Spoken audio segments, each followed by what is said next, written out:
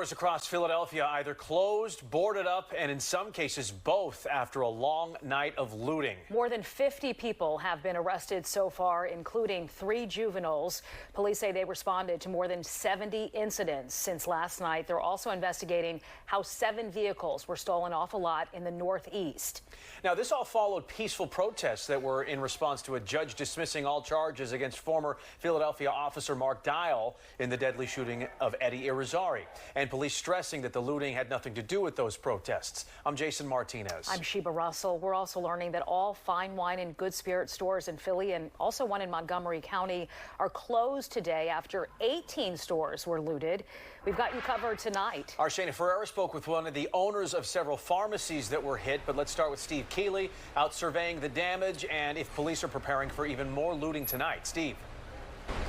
Yeah, and talking to shoppers upset that they can't buy a bottle of wine that they wanted to take to the local BYOB, and they didn't know why, and that was because they're closed until further notice. Even though no employees in all those Pennsylvania liquor stores were hurt, they're understandably shaken, and so that's why they're shut down for the time being, and we'll see if they reopen. Same goes for a lot of other stores, but here where I am, it's the Fashion District. Folks in Philadelphia who lived as long as I have in this town know it's as the Gallery still.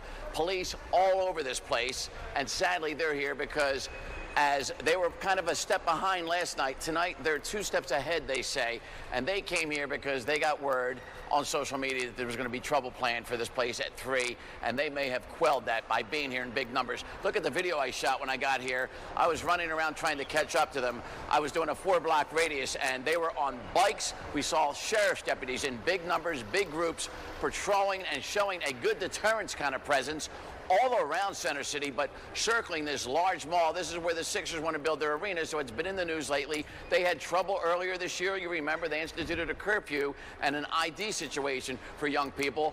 And then we saw Philadelphia police on their bikes out on the front side on Market Street, just waiting at the front door, trying to stay out of the way, not trying to intimidate anybody, but just being here just in case.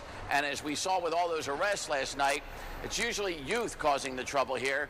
And as everybody thought it was all juveniles that were being arrested, surprisingly, of the 52 arrests that Philadelphia police have confirmed, 49 are adults. Now, that could be you're just 18 and you're still kind of a young person in a lot of people's mind, but only 3 juveniles arrested of the 52. That is a very low percentage, and that shows you it's not kids causing the trouble, but people should know better. And so that is the situation. So let's come back here live and show you. It is business as usual for the Fashion District. They are not closing early. One of the popular sneaker stores here, Showtime, still open. We're seeing the people shopping in there, waving to us as well, and they know how to do business. And all their sneakers are wrapped in plastic so you can pick them up and look at them, but you'll notice when you go in the store, there's only 1 sneaker on display, so nobody can grab a pair and run out like we saw last night.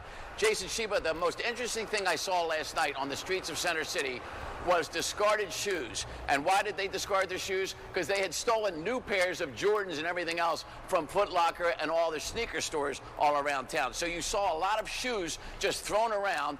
And my partner last night, Greg Helms, was like, what's with all the shoes? And then suddenly we put 2 and 2 together and people were just kicking off their old shoes and walking around with new shiny shoes. And guess what? They got a sale price on them, free. Yeah, very interesting. All right, Steve, the entire incident from last night into this morning, just really, really sad.